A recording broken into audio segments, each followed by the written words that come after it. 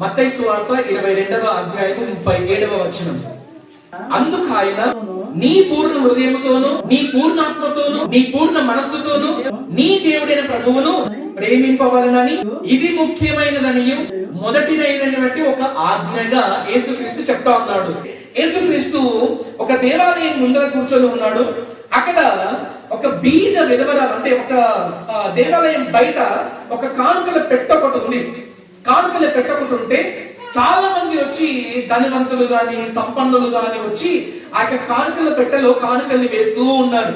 అయితే ఒక ముసలావిడ వచ్చింది, ఒక వృద్ధాప్యురాలు వచ్చింది, వయసు మళ్ళినటువంటి స్త్రీ, ఒక తల్లి గారు వచ్చారు. వచ్చి ఆమె ఏం చేస్తున్నారంటే ఆమె దగ్గర ఉన్నటువంటి 2 కాసులు తీసుకొని ఆ యొక్క కానుకల పెట్టెలోకి వేసేసిందంట. వేసిన తర్వాత యేసుక్రీస్తు చెప్తున్నాడు ఈ విధంగా, ఏమన్నారంటే, మీరు చూడండి ఒకసారి ఈ యొక్క స్త్రీని.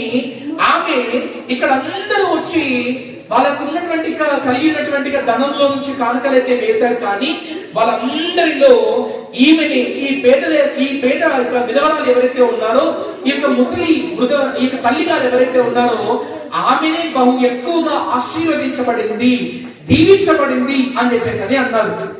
ఈ వాక్యాన్ని మనం చూసినప్పుడు మనకి స్వతహాగా ఏం గుర్తొస్తుంది అని అంటే, చాలా మంది అనుకుంటుంటారు యేసుక్రీస్తు ఇక్కడ కానుకల గురించి చెప్పాడు అని.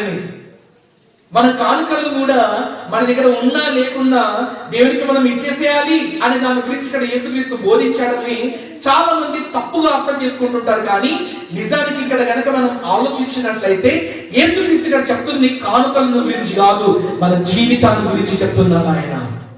ఏంటి మన జీవితాన్ని గురించి చెప్తున్నాడు అంటే, ఆమె ఆ తల్లి గారి కంటే ముందున్నటువంటి ధనవంతులు సంపన్నులు ఎవరైతే ఉన్నారో వాళ్ళందరూ కూడా వాళ్ళ దగ్గర కావాల్సిన దాన్ని ఉంచుకొని మిగతా వాటిని తీసుకొని వచ్చి అక్కడ కానుకల పెట్టెలో వేశారు. ఈ రోజు చాలా మంది క్రైస్తవులు కూడా ఏం చేస్తున్నారు అంటే, దేవుని యొక్క సంఘానికి వచ్చి వాక్యాన్ని వింటున్నారు, ప్రార్థన చేసుకుంటున్నారు, పశ్చాత్తాప పడుతున్నారు, జీవితాన్ని మార్చుకోవాలని అనుకుంటున్నారు.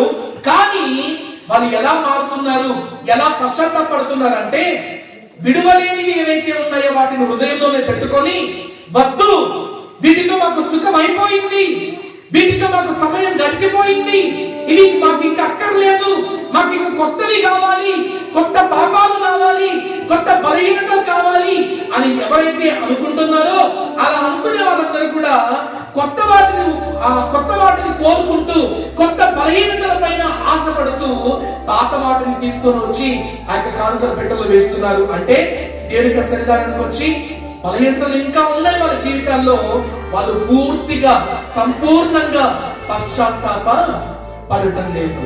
కానీ విధవరాలిన స్త్రీ ఏం చేసింది, ఆమెకి కలుగున్నదంతా వచ్చి కానుకల పెట్టెలో వేసింది. అంటే దానికి అర్థం ఏంటి, ఆమె జీవితంలో ఎలాంటి బలహీనతలు ఉంచుకోకుండా, ఎలాంటి లోపాలు ఉంచుకోకుండా, అయ్యా నీ సన్నిధికి నేను వస్తున్నాను ప్రభువా, ఇదిగో నా జీవితాన్ని నీకు నేను సమర్పించేసుకుంటున్నా, నా జీవితాన్ని నీకు నేను అర్పించేసుకుంటున్నా అని తనను తాను సమర్పించుకోవడంలో నిజమైన ఆరాధన చేసింది.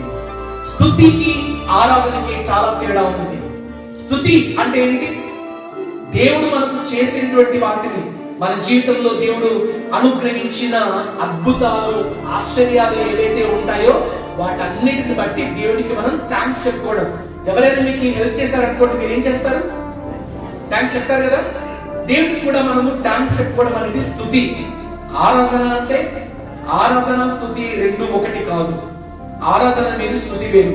స్తుతి అంటే దేవుడికి మనం థ్యాంక్స్ చెప్పుకోవడం, ఆరాధన అంటే ఆయన సన్నిధికి మనం వచ్చి మనని మనం సమర్పించుకోవడమే నిజమైన ఆరాధన. ఈ ఆరాధన కావాలి దేవుడికి, మనలో నుంచి, మన దగ్గర నుంచి ఈ ఆరాధన కావాలి దేవుడికి. ఈరోజు దేవుడి సన్నిధానానికి వచ్చిన మనల్ని మనం ఈరోజు ఆరాధించగలుగుతున్నామా? మనల్ని మనం ఆయనకి సమర్పించుకొని ఇక్కడి నుంచి మనం వెళ్ళగలుగుతున్నామా? శాశ్వత కృపను నేను తలంచగా